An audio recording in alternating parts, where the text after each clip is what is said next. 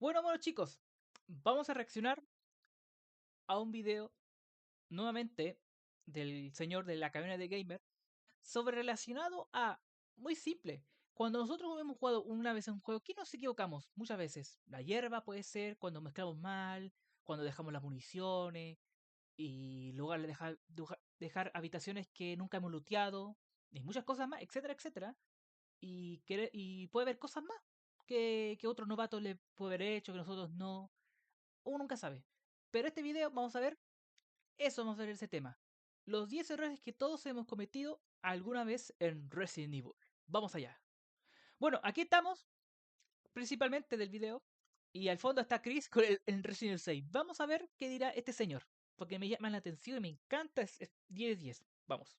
Muy buenas a todos, gente, ¿qué tal? ¿Cómo estáis? Yo soy Al para la Caverna del Gamer y sed bienvenidos a un nuevo vídeo sobre Resident Evil. En el vídeo de hoy toca entonar el mea culpa, toca hablar de aquellos momentos en los que fuimos novatos en la Temazo del Crash Bandicoot en el fondo. Bueno, es el Crash de la Play 2. franquicia, pues vamos a mencionar 10 errores que casi todos los jugadores de Resident Evil hemos cometido al menos una vez. Sí. Errores Yo también he cometido errores, yo soy un humano. Y todos cometimos errores. Vamos a ver qué hice yo y voy a decir que sí. es que a día de hoy nos pueden parecer una tontería y que decimos, madre mía, ¿cómo podía yo estar haciendo eso? Pero que claro, demuestran que no se nace sabiendo. Es por eso que en este vídeo toca recordar aquellos años en los que éramos unos yogurines en la saga y en los que no sabíamos exactamente cómo se hacían las cosas. Espero que os guste el vídeo, gente, y que os lo toméis con humor, porque de eso se trata. Si nos reímos un poquito, la vida es mejor. Gracias a todos por estar ahí. Humor, gente, humor. Y os habla Al y ¡comenzamos! Esta es la parte del Resident 2 con Aida que vota a la doctora. Bueno, pues para empezar vamos a hablar de uno de los objetos más preciados que nos han acompañado a lo largo de la franquicia. Las hierbas, esos objetos curativos que nos han acompañado desde el principio de la franquicia y que principalmente tienen... Recuerden que antes eran, bueno, sí, no sé si ya no son, pero ya antes sí, que antes eran 3 hierbas. Era la hierba verde, que es la de vida, la hierba roja que te expande toda la vida llena con la verde, y la morada que te reduce el veneno. Así. el color verde, rojo o azul, aunque también hemos podido ver Y el 4 el amarillo que te expande la barra de vida. otras diferentes, como por ejemplo el amarillo en Resident Evil 4. El caso es que es de ese tipo de objetos que siempre vamos a querer tener alguno en nuestro inventario y el resto bien guardaditos en el baúl, pues sin ellos nos sería prácticamente imposible terminar la partida, a no ser que seáis unos pros y no necesitéis curaros, claro está. El caso es que sin darnos cuenta la mayoría de los jugadores hemos cometido un error tremendo cuando nos Escuchen. referimos a las hierbas de colores de Resident Evil. Como recordaréis, cuando las combinamos se crea una especie de crema o de cataplasma que se puede ver sobre una bandejita de papel. Pues bueno, no somos pocos los usuarios que en algún punto de nuestras vidas hemos pensado que el personaje al utilizarlas se las come. Y no, vamos a ver, gente, como su propio aspecto indica, es una crema, un ungüento. Se supone que el personaje lo que hace es aplicar esta crema de hierbas sobre la herida, de forma que así se favorece la cicatrización y se elimina la infección. Pero a ver, ¿qué queréis que os diga? Después de tantos años, creo que yo voy a seguir diciendo eso de voy a comerme una mezcla de hierbas verde y roja, ¿no os parece? O sea, no entendí mucho, pero ¿a qué se refiere eso que nosotros hablamos de la vida real o del juego? Por ejemplo, claro, capaz que como jugamos por primera vez la hierba, capaz que nosotros pensamos que la hierba no se come porque pensamos que era no relacionada a la vida, ¿me entendés? Claro, capaz. El segundo error viene con Resident Evil 7 y bueno, si me Claro, ahí está. Esa sí es verdad. A ver, esto pasa solo las primeras veces nomás. Entiendo que para la gente novata, para los pros se entiende. Pero yo en el inicio yo sabía bloquear. Es fácil bloquear. De hecho es fácil. Cuando ya el tipo viene a atacar, ya al minuto, ya al primer segundo, cuando ya viene el gesto del combate, es el combate, tiene que bloquear. apuráis, también con Resident Evil Village, ya que los dos videojuegos tienen esta misma mecánica. Resulta que el protagonista, Ethan Winters, es capaz de protegerse de los ataques enemigos, así en plan escudo para siempre, cruzando los brazos como si fuera Wonder Woman para recibir menos daño. Esta nueva mecánica defensiva se asoció al botón L1, de forma que si la hacemos en el momento oportuno, recibiremos mucho Y empecé creo que ese espacio, empecé ese espacio. menos daño con cada golpe enemigo. por lo que resulta ideal cuando nos vemos arrinconados y sabemos que nos van a golpear sí o sí. El problema que tiene esta mecánica, o más bien dicho, el problema que tenemos aquellos jugadores que llevamos jugando a la saga desde el principio es que nuestro cerebro parece tener un pequeño problema que hace que se nos olvide de la existencia de esta habilidad de Ethan Winters, por lo que cada vez que viene el bueno de Jack Baker con su motosierra o con su pala, normalmente nos mete con la pala entre ceja y ceja sin que hayamos pulsado ese botón. Por supuesto, puede que alguno de vosotros no se dé por aludido, pero madre mía lo que me costó a mí dominar esto. Y mira que es fácil. Es muy fácil. El siguiente error que hemos cometido muchísimos es el de relajar. Banco, a mí me pasó. Me pasó una vez me pasa muchas veces cuando juego mucho tiempo a los juegos del 5, el 6, mucho así como ahora. Pero cuando juego el 4, realmente yo me confío en algunas partes y me se me olvida que hay Quick Time Event. Y soltar el mando en los videojuegos de la saga más centrados en la acción, es decir, el 4, el 5 y el 6 principalmente. ¿Por qué digo esto? Pues porque estos juegos nos meten la puñalada trapera si decidimos dejar el mando en la mesa mientras estamos presenciando una cinemática. Ahí está. En estos juegos ni siquiera podemos estar tranquilos cuando vemos a Leon Kennedy hacerse el chulo en una CGI, porque a poco que soltemos el mando puede aparecer el botoncito de turno en pantalla y ¡zasca! Si no lo pulsamos a tiempo, hemos muerto. Sí, hemos muerto en una cinemática. Si sois de aquellos a los que os encantan los Quick Time Events, probablemente A mí me encanta, pero parece que algunos se exceden. nunca os haya pasado esto, pero ¿qué queréis? Para mí el 6 se excede demasiado el 6. El 6 se excedieron demasiado, usar el Quick Time como jugabilidad, mientras que el 4 y el 5 no tanto. El 5 son como cinemáticas normalmente. Es que os diga, a mí nunca me han gustado y sí que me he llevado la sorpresita.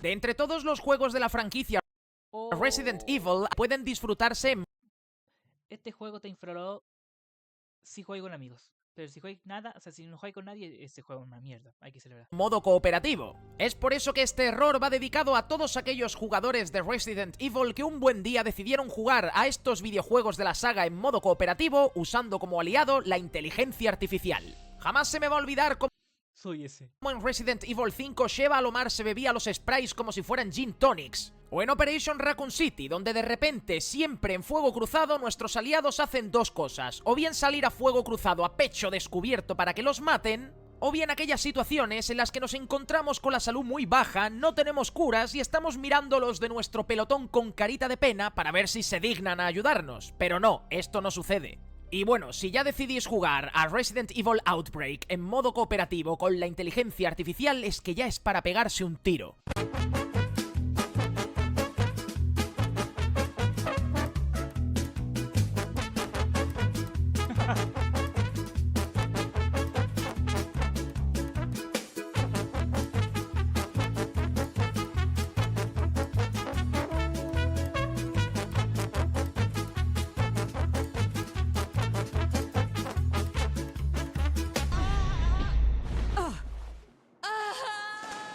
Pasamos a hablar ahora de Resident Evil 3 Nemesis. Huir siempre de Nemesis en Resident Evil 3. Claro, bueno, depende de la dificultad, depende de la dificultad. Es el original de 1999 para hablar de un error que creo que la mayoría de nosotros seguro que ha cometido. Si recordáis, durante toda la partida tenemos un acoso incesante de nuestro queridísimo amigo Nemesis. Pues bueno, lo cierto es que el juego nos daba la libertad de decidir qué hacer cada vez que este hombre aparecía en pantalla. Podíamos elegir mantener un combate contra él para derribarlo y que quizá dejara de perseguirnos, o bien salir por patas con la esperanza de que nos perdiera la pista. La mentalidad que muchos de nosotros llevamos a Resident Evil 3 Nemesis era la de que había que ahorrar balas y por lo tanto en nuestra primera partida lo más habitual era salir corriendo y tratar de evitarlo. Pero hay de nosotros por dos razones. La primera de ellas es porque el tío no paraba de perseguirnos y no se cansaba, y la segunda era que si decidíamos no derrotarlo nunca, no obtendríamos los objetos que recibíamos como premio por vencerle en combate. Pero bueno, la verdad es que pienso en mi yo de 10 años de aquella época y entiendo sinceramente que saliera huyendo de este tío tan feo.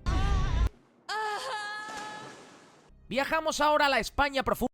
Compraron... Siempre lo hago. Para hablar de Resident Evil 4, uno de los Sabe el tipo, sabe. Títulos mejor valorados de la franquicia por la comunidad. Y el motivo de que me apetezca volver a esta aldea española llena de gente sin acento español es porque seguro que el buhonero os ha troleado a más de uno durante vuestra primera partida. El caso es que el tipejo de la gabardina llega a un punto en el juego en el que nos vende un arma que cuando la vemos se nos salen los ojos de las órbitas y decimos: oh Dios mío, esto tiene que estar en mi inventario. Y sí, lo cierto es que es un arma muy poderosa ya que elimina a cualquier jefe de un solo disparo. Pero el problema es que cuando muchos de nosotros caímos en la tentación de comprarla por las 30.000 pesetas que vale, nos dimos cuenta de un problema muy gordo que tenía. Bueno, más bien espacio. Dos. El primero de todo es que no se puede recargar, de forma que cuando disparemos, el bueno de Leon Kennedy lo arrojará al suelo como diciendo: bah, esto ya no sirve para nada. Y el segundo es la tristeza que se siente cuando nos hemos gastado esas 30.000 pesetas que podríamos haber invertido en mejorar nuestras armas y cuando llegamos al Claro, esta parte te la dan gratis. castillo nos damos cuenta de que dentro de una vitrina hay un RPG gratuito.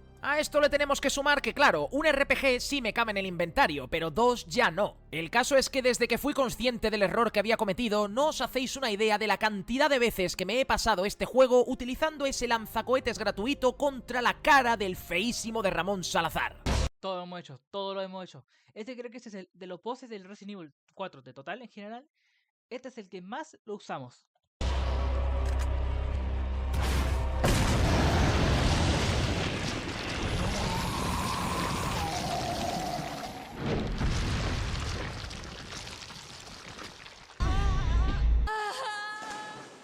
Volvemos a los Resident Evil clásicos, donde tengo que confesar que en su día cometía un error. Eso sí es verdad.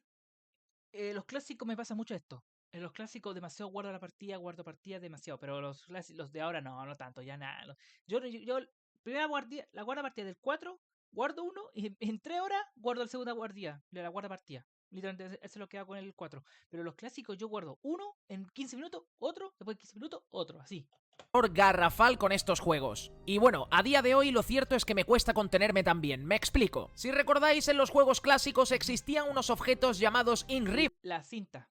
es decir, unas cintas de tinta que podían utilizarse con las máquinas de escribir para guardar la partida. Estos objetos venían normalmente en packs de una cantidad que variaba dependiendo del nivel de dificultad. Pero lo cierto es que al final terminaban siendo objetos limitados que aumentaban el nivel de tensión del videojuego debido a que teníamos que gestionar hasta el número de veces que guardábamos la partida. Pues bueno, yo fui de esos que en su momento se quedaba sin cintas de guardado porque no podía aguantar del terror que sentía y guardaba demasiado a menudo. Luego al final me pasaba que avanzaba bastante, no tenía cintas de tinta y me apetecía parar porque estaba muy nervioso y no podía, ya que si lo hacía perdería todo el progreso de esa tarde. A pesar de que creo que personalmente he superado este problema, aún soy bastante gastón con este tipo de objetos. Los que me hayáis... Yo también, o sea, claro, depende la primera vez. Es que depende si es tu primera vez. Si es tu primera vez se entiende, pero si es la segunda o tercera ya no, ya eres novato. visto en Twitch ya sabréis de lo que hablo. En Resident Evil 2 hizo acto de aparición una de las A ver, depende. las bows más queridas de la franquicia, el Licker. Estas criaturas son el resultado de un proceso de transformación conocido como V-Act, el cual se da en los zombies cuando llevan ya bastante tiempo transformados. Este proceso hace que su musculatura se desarrolle, se vuelvan súper ágiles y desaparezca su piel, además de que su cerebro queda totalmente expuesto y debido al incremento de tamaño del mismo desaparecen sus ojos. Esto se traduce en que son criaturas ciegas, vamos, pero eso sí, escuchan que da gusto. Sea como sea, uno de los errores que más hemos cometido todos en su momento es el de pasar corriendo al lado de estos bichos. Cuando si simplemente pasamos andando sin hacer ningún tipo de ruido, nos ignoran y no tenemos ni siquiera por qué matarlos. ¿Alguno de vosotros en su primera partida descubrió esta faceta o tuvo que tirar de cartucho limpio para eliminarlos a todos? ¿Qué pasa que en el 2, en los clásicos, bueno, en el 2 sí, yo creo que porque la inteligencia artificial del 2 es muy novata, o sea, muy ahí. Entonces los dichos igual te lo detectan los leakers a ti. Creo, no sé si eso pasa en el 2, no me sé.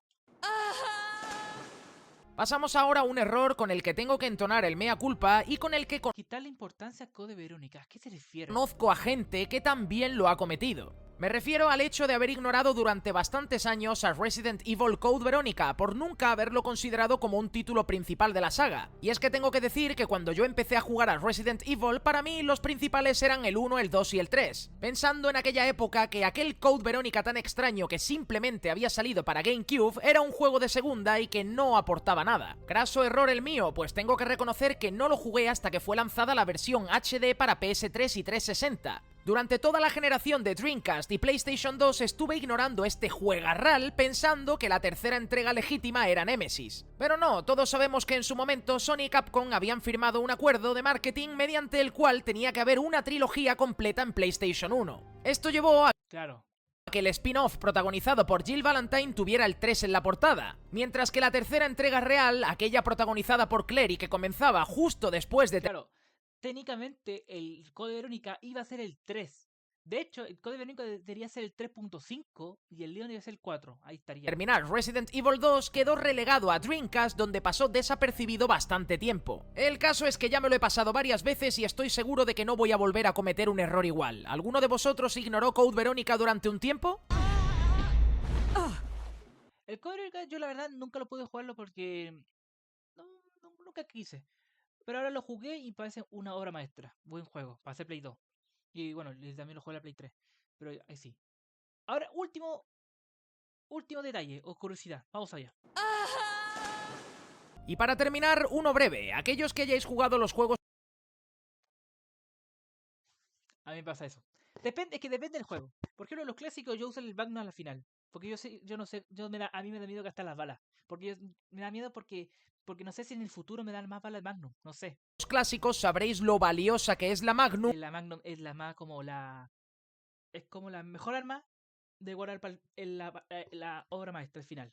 y lo tentadora que resulta. El caso es que una práctica habitual entre los novatos que se van acercando a la franquicia es, una vez recogen la Magnum, la mantienen en su inventario y la gastan contra zombies o enemigos comunes. Al poco tiempo se dan cuenta de que no van recibiendo munición de este arma, pues apenas hay durante el juego, lo que nos lleva a pensar que igual deberíamos haberla guardado para el tramo final del juego, ¿verdad? Y es que no tiene nada que ver el llegar al laboratorio de Resident Evil 1 con toda nuestra Magnum bien cargadita de balas a llegar solamente con la pistola y la escopeta. Y digo esto porque el bueno del Tyrant cae de unos cuantos tiritos de la Magnum, dando como resultado un combate que roza el ridículo. Pero claro, esto como jugadores novatos no lo sabíamos y bueno, nos bebíamos las balas de la poderosa Magnum. Exacto.